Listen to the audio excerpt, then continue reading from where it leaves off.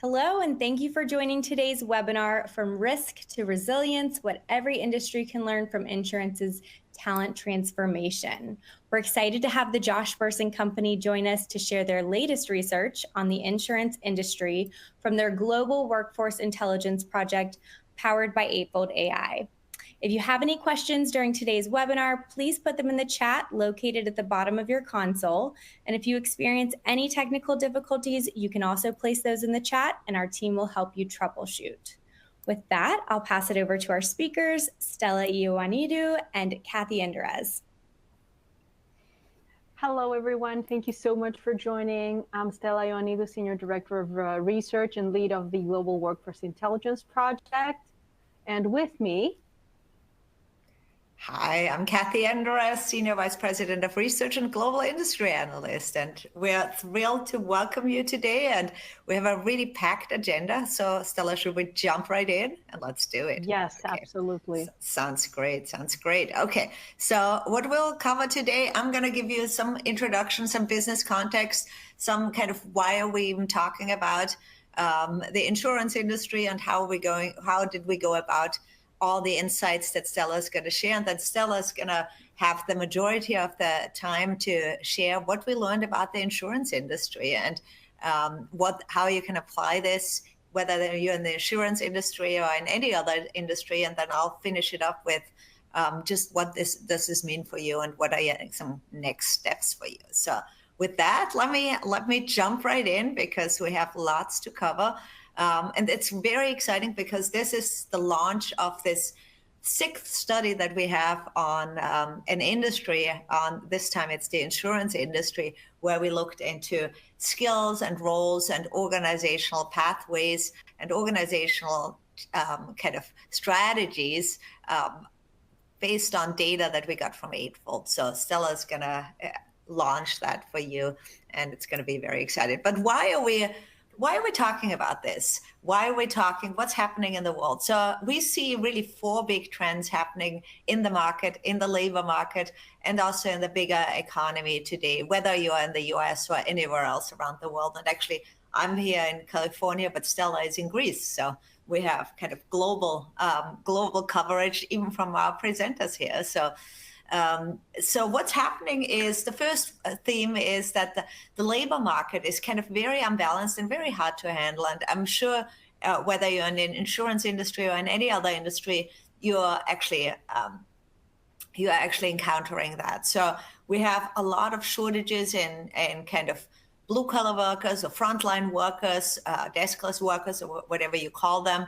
Healthcare, of course, manufacturing, transportation. If you've been recently flying or recently going to a restaurant or something like that, you probably have encountered delays or kind of service shortages because there's just not enough people in this area. Meanwhile, in some of the white-collar jobs, we've seen layoffs, we have seen kind of uncertainty with the advent of AI. So very hard to balance kind of the labor market from an HR and people perspective. Second theme has to do with the businesses. Every business is actually changing and converging. Stella is going to talk how this is impacting the insurance industry specifically, but every company now has to be a tech company, of course. If you're in retail, you're also going into financial services and healthcare. If you're in healthcare, you're going into technology and pharma. If you're in pharma, you're going into healthcare. And all of these kind of industries are rapidly changing, and every organization has to be much more dynamic and much more kind of skill-based, because you used to know what jobs and what talent you needed for your industry, and you just don't know this anymore. So that's challenging for us, of course, in the HR area. Who are you going to hire? How are you going to promote people? How are you going to move people around? Third theme has to do with AI, and can't believe we haven't mentioned AI, and we're 6 minutes in, but AI, of course, is on everybody's mind. Everybody is thinking about how can we adapt and adopt AI, how can we adapt our business models, put AI into every job, every organizational model. How do we adopt AI in HR, but then also as you are in HR, and I think most of you will be in HR, how do we support the organization to transform every job for AI. And that's actually a big part of what Stella is going to talk about as well, what we found in the insurance industry. And the last one has to do with the workforce themselves. Every employee wants more. Every employee feels under stress. Engagement levels around the world are an all-time low. Every employee is looking to their organization in terms of preparing them for this AI transformation, getting them a better career, helping them get the skills that they need. So employees are looking for more, what we call activation and more engagement. And we need to do this, of course, on an organizational level. Meanwhile, CEOs, and this comes from the global CEO study by PwC, they're really investing very heavily into Gen AI. They all want to not just cut costs, but increase revenue. So you see here 92% of these global CEOs have invested and are increasing their investment in Gen AI, but only 7% have generated new revenue with AI. So, and that all has to do with the people, the culture, our ability to move people around, and our ability in HR to help people, what we call, become super workers. And a super worker, this is a concept we introduced earlier this year, and we have a full study on this. And this is kind of one of our big themes that we're looking into and that we're researching. Is a super worker is a very powerful concept. It means that AI is actually not just about technology. AI is really about people and culture. And we in HR can help every employee, frontline employees, mid-level managers, senior leaders, white-collar workers, blue-collar workers, any employee really become what we call a super worker, to exponentially increase their performance, their innovation, and their output using AI.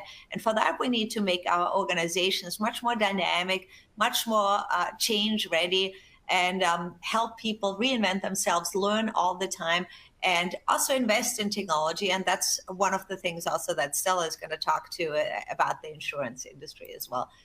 We see this as a totally different economic area. We call this the intelligence age, where it used to be that kind of you could focus more on financials and machines and tools and kind of financial investments. Now, with AI agents coming on the team, it's really about the power of how every organization can foster this culture of talent density, hyper performance, skill-based work, and the right culture to support this kind of powerful AI transformation that really makes productivity increase exponentially. And this is a chart where we looked at how productivity has changed over the last 150 years or so, where it took, almost 200 years, where it took 100 years for the first 200% increase in the mid-1800s. Then it took 60 years for the next 200% increase. And now we're predicting it's going to take only 15 years. So productivity increases get faster and faster. And that's around the world. You see here that we didn't just look at the US, but we looked at many other countries too. And it's the same trend that productivity is exponentially increasing. And the way that to do this is really to reinvent your industry altogether, not just include digital, not just adopt digital, not just transform for digital, not just think about this digital disruption, but really what we call industry reinvention, rethinking your jobs, roles, your business models, your skills adjacencies in order to make create this culture of super workers. In HR, we see that everything in HR is now connected with each other. It used to be that you could say, well, I'm a recruiter and I'm focusing just on recruiting, or I'm a learning person, I'm just focusing on learning. But now you need to understand all the related pieces. You need to understand everything that we're doing in HR, the skills, job architectures, pay, benefits, diversity and inclusion, workforce planning, workforce intelligence, and the labor shortages. You also need to understand the economy. So our job in HR is getting actually much more exciting and much more powerful and much more important. And that's what we mean by a new talent architecture. So we used to be able to think about filling jobs and having people in very static jobs. where you had enough workers, and that was easy to do, and also things didn't change so quickly. But now with AI tools, of course, changing every day, I think every day there's a new capability coming around. We need to think about much more about the work that people do and about the skills that people have, and understand these skills on a really granular level, and then match them to the work that they're doing. And the job almost becomes secondary and not so important, because we've all been there when we created jobs, right? The next day, the job kind of became obsolete. If you're thinking about the job description that you're in, you're probably not doing that job at all, because things changed so much. You had new markets, you had new technologies, you had new customers and new competitors as well. Really important model, and Stella is going to talk about what this means for the insurance industry, is our 4R framework around skill-based talent management and talent density, where we're saying it used to be when you didn't have enough skills or you didn't have the right skills, you just had to focus on recruiting, and that's the first R. And of course, you still need to focus on recruiting, finding the right people, placing them into the right roles, focusing on employment brand and a great candidate experience. But we also have to focus on retaining the people that we already have. So we need to think about employee experience and creating the right culture and listening to people all the time. We also at the same time have to think about reskilling people. So thinking about building new skills and creating career pathways into new roles, and thinking about adjacencies, skills adjacencies, and talent mobility and talent marketplaces to move people around to those skills and work opportunities where we need them most. And at the same time, we also need to redesign jobs, work, and employment models using AI, using productivity platforms in order to kind of create those new skills. And what all of this means for the tech stack is we see kind of a new technology stack where we still have our kind of transactional systems at the bottom here. So you have your recruiting systems, your HCM, your LMS, your kind of performance management system, compensation system, on and on, people analytics. But then you have, really importantly, kind of this AI-powered talent intelligence layer. And Stella's going to talk a lot about what we found from talent intelligence, where it's not just ingesting kind of the transactional data that you get from the transactional systems internally, but then also externally. What are your competitors doing? What skills are they looking at? How are they moving people around? What jobs are they filling? And then we have kind of transactionally, we have this semantic data layer where AI agents are going to interface with your candidates, your employees, your alumni, your managers, white-collar workers, hourly workers, senior leaders, you name it, basically. So you don't actually have to interact with these systems anymore at all at some point. And it's really much more kind of without a homepage, basically without kind of this transactional layer, and much easier to just basically chat with your systems. And we focus in our global workforce intelligence project at this middle layer, at the talent intelligence layer. So I'll tell you just a little bit of what we mean by global workforce intelligence project and how we went about it. And then Stella is going to go into the insurance industry. So we set out, and that was 4 years ago, actually, unbelievably.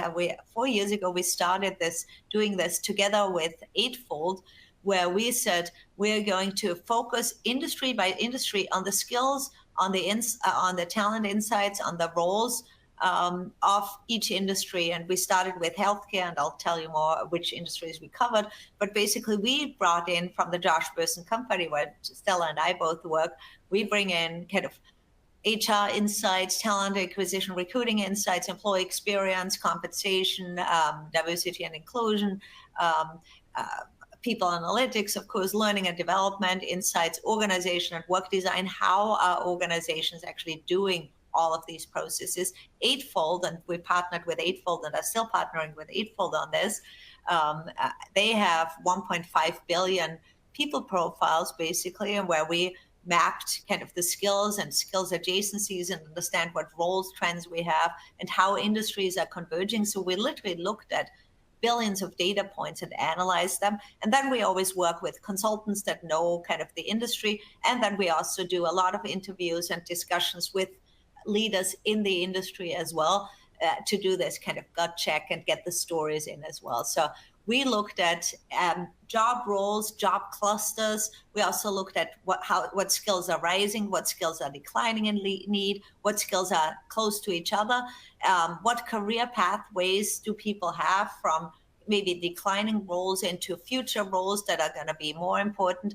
And we also look at what solutions are these industries bringing, and Stella's going to share what we learned on the insurance industry. Here's all of the ones that we have done over the last 4 years. So we started with healthcare, then we went to consumer banking, we went to consumer packaged goods, pharmaceuticals and biotechnology, and then automotive manufacturing. And now the last one is this beautiful green picture about insurance. So that's where we landed here. And Stella, take us away and share with us everything that we learned about the insurance industry. Yes, happy to. It's been a journey, and I really enjoy every time we focus on an industry and we try to understand what is the biggest business challenge of the industry and how can we solve it with skills. And every industry, I want to say, is a little bit different. And at the same time, the underlying themes and the findings are so well connected that even if you're listening in and let's say you're not from the insurance, although I see in our attendees list that many of you are, welcome, you will see that many of these strategies and approaches are completely transferable to you. I spent a good part of my career, 15 years, in the financial services, and it's always a pleasure to go back to either banking or insurance. And insurance definitely is one of those industries that is in a very hot seat, like central piece shot right now. There's so much traction into the forces that are redefining what insurance is, because it goes beyond the simple underwriting, the claims, the sales, the insurance agents, and we're seeing more and more traction, interconnection, and let's say similar capabilities as we would see in fintech organizations. We've seen a lot more connection with healthcare. We see a lot more capabilities around consulting. We see a lot more worry and care about increasing cybersecurity. And let's face it, we are in an environment, at least for the way that insurance sees it, and keep me honest, everyone who's from insurance, that the frequency and the severity of natural disasters, of cyber threats, of pandemics, it's rising, right? It's high. Insurance is not known for the, let's say, the technological infrastructure, the most modern one. We talked to a lot of insurance companies who are struggling with legacy technology, and they're struggling how to integrate new technologies like artificial intelligence, like machine learning, like blockchain, like Internet of Things. And although the global projection, let's say for natural catastrophes, is growing, at the same time, the regulatory pressures are also growing. Insurance providers are expected to serve something like the barometer of the market right now. They have so many solvency requirements, so many consumer protection laws, data privacy, ESG standards, and the list goes on. And amid that, there's a widening, let's say, gap in trust from the consumers, the way that they're perceiving, let's say, what insurance has to offer. And although the insurance, let's say, market is like the experts, the gurus of understanding, how do we, what risks are we taking? Where are the biggest pitfalls? Where should we invest, or how should we align our portfolio with the market? This is no longer enough because the market is changing so swiftly. So it's even more important now, not just to manage and understand risk, but manage to understand risk on the go and as the environment is shifting quickly. It's not just enough to go out there as an insurance provider with our insurance agents to try to sell our products directly to our consumers. It's also critically important for us in insurance to embed into other industries and make ourselves present it in our offerings and our products to every consumer, regardless of the selling point, regardless of the time of day or where they are in their financial, let's say, services journey. And at the same time, we need to be proactive. We can't just expect to model and manage what has come. Insurance is also expected to let's say, see things before they happen. And that is the big, let's say, story that we found talking to more than 50 of you out there, and while combining this with data from the Josh Bersin company and the Eightfold platform, it's no longer enough just to be an expert of risk management. The next phase in insurance is to understand how to be a master in adaptability. Change along the market and the consumer needs and all the other ecosystem requirements that we need to abide by. And let's face it, we thought we had time in insurance. We thought that we have a digital transformation project or a 5-year modernization plan. And we did some analysis of our technology stack, and we say, okay, we can transform a few things here, a few things there, and we can gradually get there. And here comes artificial intelligence. And we actually spend a lot of time analyzing the impact of artificial intelligence in insurance, because we actually found that across a series of industries, insurance and legal services are one of the two industries that are most exposed to the disruption caused by artificial intelligence, and in particular, generative AI. The way that work is being done, whether in insurance, whether it is about how do we process claims, how do we underwrite our risks, how do we serve our customers, how do we document and classify the client information, how do we detect fraudulent transactions or fraudulent clients, and how do we assess the types of risks we're taking. All those related processes, and I know there are a lot, if you come to think of it, it's like the epitome of the entire business model.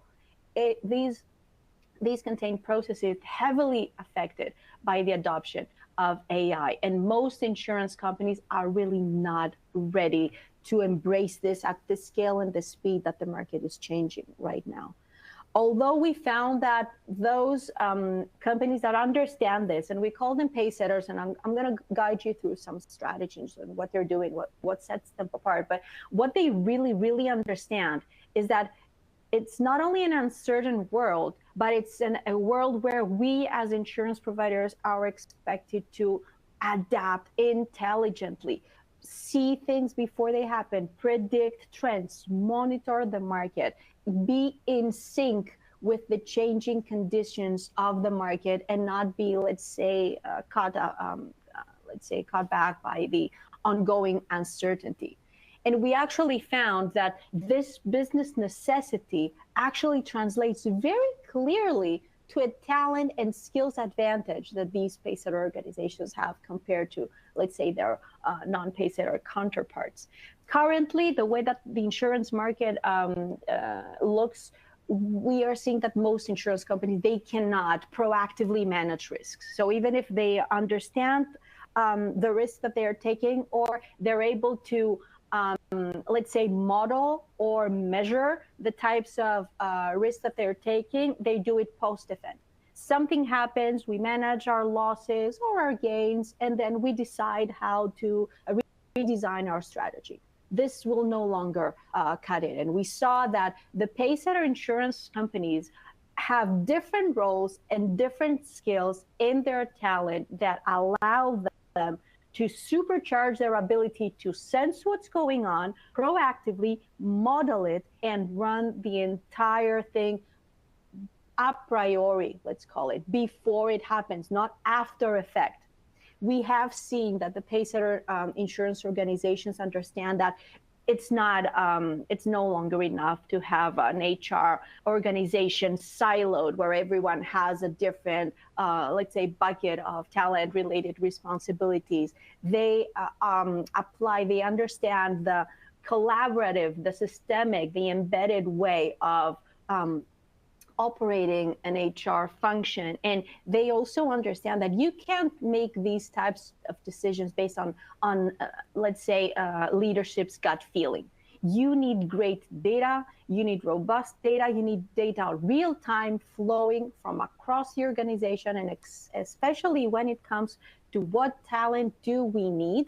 It takes a lot of let's say, pacesetter organizations invest a lot of effort into setting themselves up for success, having the talent intelligence infrastructure and the data and the approach to make this work. And let me give you a little bit of a sneak peek into the actual data, more of that on the report, of course. But as in every industry study, the way that we start interpreting and understanding the data that we get, combining the Eightfold Talent Intelligence Platform and our own data and everything that Kathi explained a few minutes ago, we try to understand, okay, based on the overarching business challenge, how ready are the organizations in, let's say, the insurance industry? Do they have the roles that they need? And within those roles, do they have the skills that they need to proactively manage and anticipate risk? And to our surprise, when we studied the roles in the insurance industry, we actually saw, compared to other industries, we've done 5 more, right? So we've seen a lot already.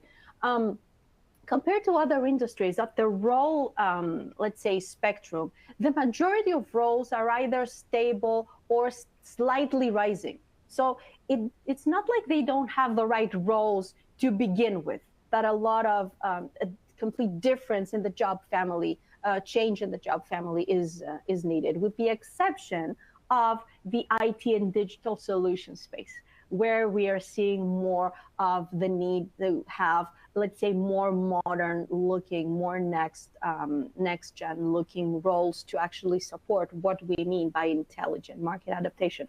More on that in a minute. I promise I'll explain exactly what these roles are.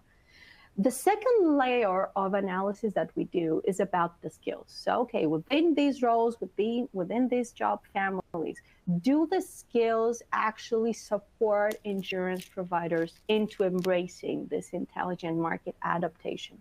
We actually saw that the majority of skills are stable and slightly declining, which is the case in many of the industries that we've studied, but in insurance in particular, it's quite alarming because of the stability in all the roles. So every role that we're seeing, every skill that we're seeing currently in the insurance industry does not have, let's say, that dynamic, that they're not going to be around for much longer. The majority of these skills are soon to start declining. So this does not work well with the overarching need of insurance providers to anticipate what's going on, be ahead of the curve, proactively manage risk, be gurus of data analytics and understanding, have a very well modernized and consumer oriented tech stack. In most cases, we try to analyze not only what we have in terms of the roles and the skills, but we also try to see, okay, this is the lay of the land. What are insurance companies doing about this, right? And many industries, when they see that they have a need to advance in some role or some skill area, the first strategy area that they choose is recruitment. So they say, okay, out of the 4 R's, which is the strategy that has the immediate impact and is faster to implement, right? And we understand, we get it. It's the first response, let's say, to the insurance industry's need for more talent and intelligent market adaptation. And this is all a combination of a profile that knows about risk, about analytics, and about technology. And in these specific areas, we saw that, yes, insurance providers are offering increased wages compared to the average market wage point. And they're kind of trying to, as we call it, kind of hire their way out of the problem if they can, right, as much as they can. And that's okay. But what is also on our mind, and we double click to see where things are, say, okay, on top of recruitment, what are the other areas? And we use other labor market insights for that. Okay, so what are the skills areas and the capability areas that are, let's say, emphasized in the industry? And if you are following the blue line, you'll see that it's still all about marketing capabilities, and then it's all about underwriting capabilities, project management capabilities. And if you go all the list on the right, you'll see that somewhere at the end we'll see process improvement, workflow management. There is no technology whatsoever. So we in insurance are actually quite desperate, trying to hire our way, but currently we're behind. We don't have critical mass to see those hires actually have an impact. And then we leverage the Bersin company data points, and we've done deep dives and definitive guides on recruitment, on retention, on reskilling, and on work redesign. And we're able to cut by industry and say, okay, so why is the insurance industry, let's say, operating like that? Why are they trying to recruit so much? Why aren't they trying, let's say, to redesign how work is done? Because this is actually really impacted by artificial intelligence in this industry. And what we found is actually a way to explain the phenomenon. On the left, you'll see the darker column. It's actually the insurance industry, and the gray column is the average of all other industries. And you will see that insurance is actually leveraging recruitment because they're actually above market in their maturity. They know very, very well how to recruit great talent. They are almost at par with reskilling and retention, or as one CHRO said to us while we were doing the interview, we do not have a, let's say, retention problem in the insurance industry. Our churns are single digits, and this is definitely not the case for us. But if you go to the right side, you'll see that the redesign area is actually where the biggest opportunity for growth is in the insurance industry, especially with the impact of generative AI on all the processes across all areas of insurance companies. You will see that the biggest opportunity for us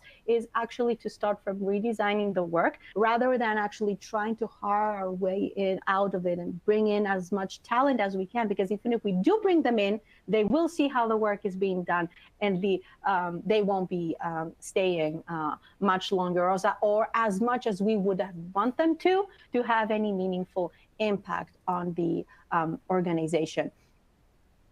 These types of analysis, and we're showing this to you, let's say, and we go to the practical level because you actually need to see what it looks like. You need to understand what type of analysis you need to start doing, because you can't expect these insights that maybe the executive team needs to hear about to just come out of Excel spreadsheets or someone's gut feeling, like I'm feeling that the market needs more of ABC, right?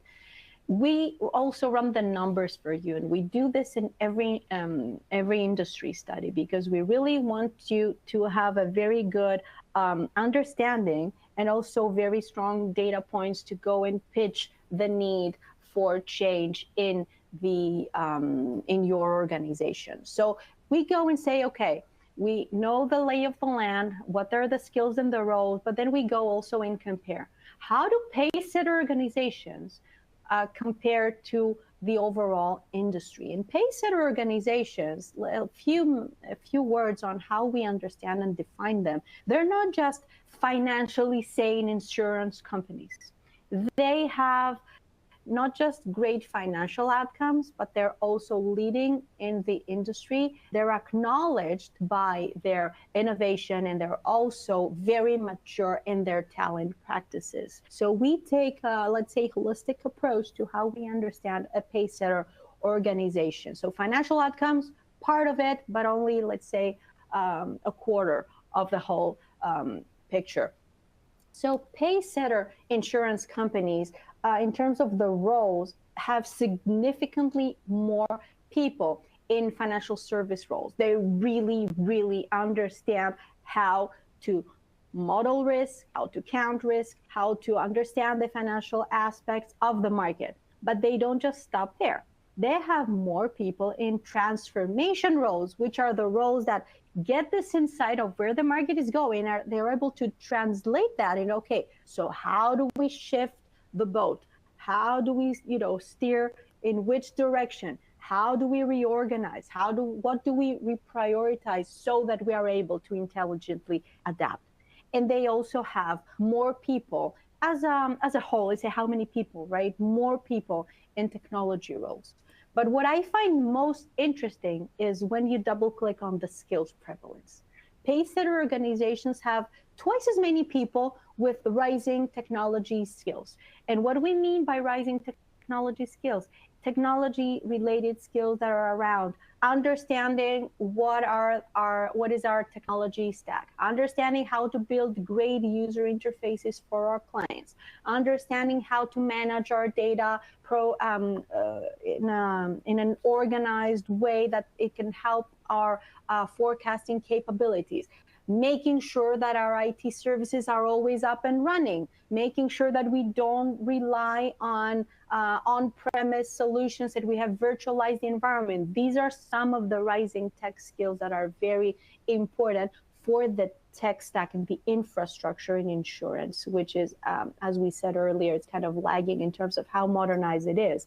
But let's say in alignment with what we found in the role prevalence, we're seeing that pacesetters in insurance also have more people with transformation skills, understanding how to change the organization, doing more forecasting, understanding what market research means, understanding how data modeling works, understanding how to translate that into and embed that into enterprise risk management.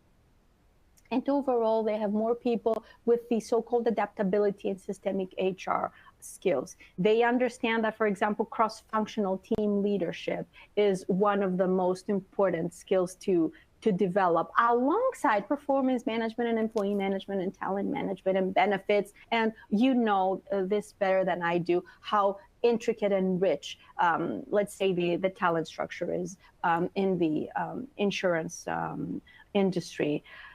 We get this question a lot, and I will answer it before you even ask it. They ask us, okay, tell us who is the pacesetters. Like, give me the definitive name, the one insurance provider to win them all. And quite frankly, as in all our industries, there is no one insurance provider to win them all. But we were able to identify some amazing use cases and stories from insurance providers and how they're tackling each aspect of the systemic HR quadrant. So, for example, we have great stories in our report from Allianz, who has a virtual reality-based employee onboarding platform that also supports upskilling for new joiners. We write about MetLife's talent marketplace. We see the story in the big transformation of Zurich, who has more than 100 actually different use cases of generative AI throughout the organization, and to automate work and enhance the talent acquisition and employee engagement. We're seeing integration of financial wellness into the workplace benefits by New York Life. So there's a lot of stories of, if you want to be focusing on one of the quadrants or many of the quadrants, what other key players are doing about this. But if you want to hear, let's say, the highlights of the whole experience that they're trying to, let's say, offer, it's pacesetter insurance providers care more about growth rather than promoting people across ladders. And they tend to build one of the, let's say, some of the strongest cultures that we've seen across other industries that, compared to other industries we've studied. And they organize around the work that needs to be done rather than what's on your, let's say, job roster. And they care a lot about employee experience. And that makes them almost, let's say, irresistible as organizations, right? As I said, we, the Bersin company, have deep dive studies on each of the 4 quadrants that, so if you are wondering, let's say, about where I can find additional strategies or what works or what are the key areas to focus, you can definitely reach out to us for our work. But what I want to emphasize is when we are, and this holds true to all the industries that we study, okay, but especially in insurance, this change into intelligent adaptability, this is not a CHRO project. This is not something that only the HR talent, the HR people need to, let's say, lose sleep over. This is a C-suite transformation where we need the CEO to lead the adoption of the digital technologies and influence the policies and drive the customer-centric innovation. Of course, we need the CHRO to understand and push on systemic HR and what that means in the era of AI. We also need the CIO to lead the modernization of the IT infrastructure and integrating AI into it. We also need the financial strategy for these digital investments from the CFO, and the operational efficiency and sustainable practices, let's say, encompassing all this from the viewpoint of the COO. So it's about a collaborative effort to change the entire ecosystem, let's say, in a way that's becoming as sustainable and as proactive as possible. Because the way that we're seeing it, although the overall insurance industry is exponentially growing, the players that are going to be around are actually going to be fewer. So it's a big opportunity, especially with AI, to embrace this and understand that let's change the ship before it gets changed for us. If you're one of the people like me who want to, who lose sleep over how do we build great talent intelligence centers of excellence, where we can get the data and what we can do about it, the way to operationalize this for your own organization is to start by building a cross-functional center of excellence around this. And this is where everybody connected to the problem you're solving should sit under. And mind that phrase, the problem you're solving, because this is not about boiling the ocean, finding analyzing everything across the organization on all the data points. We need to be adamant about identifying the challenge that we're focusing on. What is it that we're solving for? And then do this similar analysis as we do. Analyze what roles are related, what skills are related, what organizational trends are related, what are the key solutions from the 4R framework that could play well, and then iteratively work across the company to, let's say, plan, design, develop, implement, measure, and then go back and re-implement and, let's say, work it through step by step. This is not so much of a project, that it's more of a shift in the mindset and the way that we're making decisions around talent based on data. And I would love now to pass this over back to, pass the baton back to Kathi, because I'd love for her to explain to you what this means for you and how to move this ahead. Well, thank you, Stella. This was so fantastic. Every time I listen to you, I learn so much. And thank you for diving in and really decomposing this. I think it's so fantastic. And how do you apply this for yourself? So first, what if you could do this, what Stella just talked about, for your organization? Because Stella talked about the entire industry, and I know many of you, if not all, many of you are in the insurance industry, but even if you're not in the insurance industry, what if you could do the same thing? Think about first the business problem that you want to have, that you want to solve for, and that's really important, starting with the problem, not starting with the data, right? Because if you just look at data, you don't see anything. If you just look at data, it's just a mess. But starting with the problem, but then you need the data, you need the talent intelligence, and we built all of this on data from Eightfold, right? So Eightfold has all of this data set, and we've seen companies that actually do the same thing for themselves, right? So you look at, this is my problem that I'm trying to solve for. And then how can I understand the skills, our own skills, but then also skills that others have in my industry and even in other industries? How do I understand the roles? How do I iterate? How do I continue doing this and getting to the solution? So this is all within your reach. You could do this kind of really proactive planning for how you're going to execute on recruiting, retaining, reskilling, and redesigning if you have the right data. So that's the first point. The second point is really starting with your problem, with your talent challenge. And what we talked about right now was, as we saw in some other industries, a skills gap, right? The insurance industry has this digital skills gap, as have actually consumer banking, CPG, and automotive, some other industries. Very common that they are missing next generation digital skills, AI skills, kind of these future skills, very hard to get them. And the skills are changing all the time, right? We call this high skills velocity. And next week, when we talk about the pacesetters overall, we'll actually, in another webinar, we'll talk much more about skills velocity and how quickly skills are changing. And there you have to change kind of the talent mix. You really have to think about how do we upskill, reskill, how do we get new talent in? How do we retain the people that already have the right skills differentially? So it's a different strategy than, for example, in the second problem, where you don't have enough people. And that happened in healthcare and in pharmaceutical. When we studied those industries, they just didn't have enough people. It was not so much a skills gap, it was more a capacity gap. Skills are changing pretty rapidly too, but not as rapidly. There you need to decrease the demand for talent. So you need to focus primarily on this redesign area, where you're saying basically we need to just need less people. How can we use AI, for example, to increase productivity of the people that we have while we decrease the demand for talent? Last one could be a misalignment problem, where you have the right skills, you have the right people, you have enough people, but maybe people are working on the wrong things. And we sometimes hear this in tech companies that we're working with.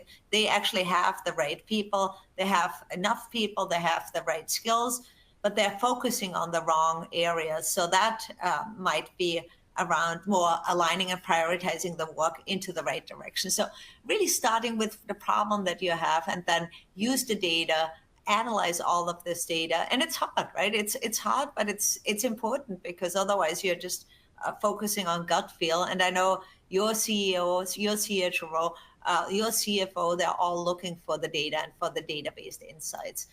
Last point I wanted to make is about how we do this as an HR organization. And Stella and I both mentioned systemic HR, but we didn't really talk a lot about this. What we mean by systemic HR is really a new operating system for the HR function, where we're moving away from being this kind of service delivery oriented organization, where we're focusing much more on kind of creating great products and even consulting skills, focusing on the right problems, and then having kind of a very agile, very dynamic organization to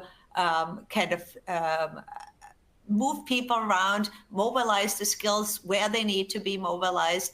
And for that, we need HR people that are not just focused on one silo. We call this full stack HR professionals, where you're saying, even if I'm a recruiting person, for example, I need to understand learning, I need to understand compensation, I need to understand employee experience, I need to understand work and organization design, in order to kind of execute on these 4 Rs, because they could be very siloed, but they need to actually execute together in kind of these cross-functional teams. So we have a whole study on that as well, and where we explain what systemic HR means. And with that, actually, your role is, if you're in HR, and I think most of you are in HR, your role is becoming more and more important, but it's also changing a lot. So not only do we need to be HR experts, but we're also strategic advisors, we're economists, we're kind of helping organizations transform, we're change agents, we're business consultants. We need to be connectors across the business. We need to learn all the time. We need to coach the business. And we need to also be psychologists and economists, right? Looking outside of our company to understand what's going on in the economy, what's happening with other companies as well. So a very exciting time to be in HR. And the role is changing a lot, but I think we can all make this happen. So with that, let's open it up for questions. And I saw actually some people, and I'm going to go back to this, Stella, because of course it's for you specifically on the insurance industry. So one person basically sent us a question saying, insurance companies are by design built on a culture of risk aversion and stability, yet the most successful pace setters have managed to undergo significant transformation, embracing AI, shifting talent models, building adaptability without abandoning this foundational mindset.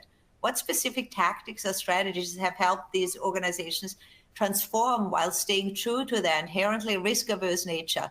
How did they balance innovation with institutional caution?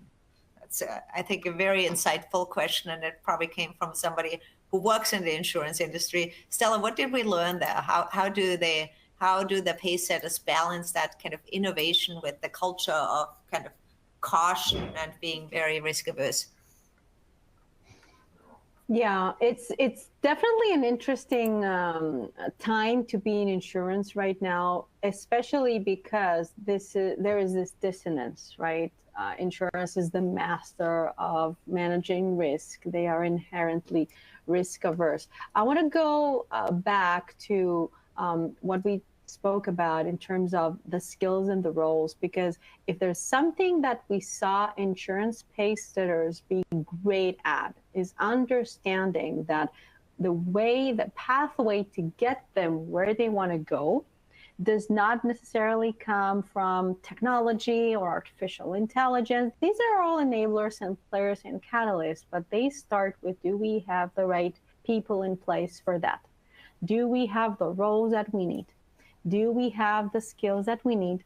And do we have the right talent strategies around it to make sure that we're not just building something in some area of the organization and some other area of the organization is suffering? I remember a discussion with one of the CHROs we interviewed, and they were telling me, for example, that there is this particular type of risk analysis, and there is only one person in the organization who knows how to do it. Should that person be sick? Should that person want to, let's say, leave the organization or retire? We're in big, big trouble because no one can analyze this type of risk better than what they can. So pace organizations understand this. They understand that it's not just about agency and giving people, having them become specialists. It's about building a sustainable ecosystem that has the talent that we need, not just for today,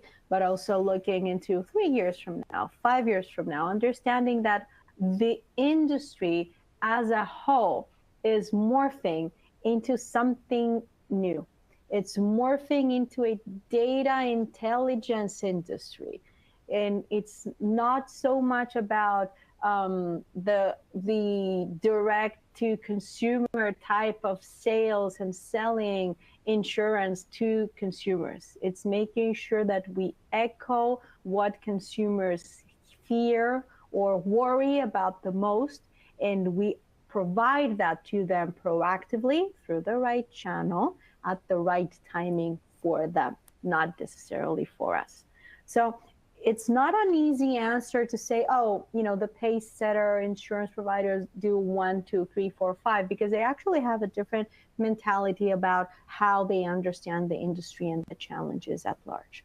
And we see a lot of, let's say, movement around experimenting. Let's say this new thing comes out, let's play with it, let's understand what it is, let's see what it's not, and let's see how swiftly we can pivot into that.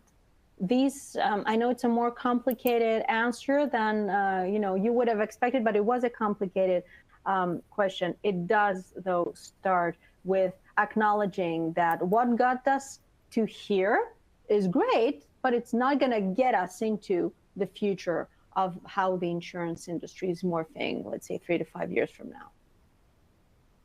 And I think one thing that I take away, I know this was a long answer because it was a complicated thing that they do. But I think one thing that I take away from this, and as we also look at all the pace setters, is they are innovating not in a specific group, but they're innovating they allow every person to innovate, right? They're innovating at the core. I know we're going to talk about this in our pace setter webinar next week as well, that they're not just seeing innovation as this kind of sideline that only the R&D group does, but they are innovating at the core, in every position, in the frontline positions. They allow people to experiment with new technologies, but then also with new business processes, with new approaches. So that kind of innovation everywhere, not just in the R&D group, I think makes them much more kind of transformation ready and constantly transforming as well, and constantly transforming in small pieces, not doing this big transformation, right? Not building up and like,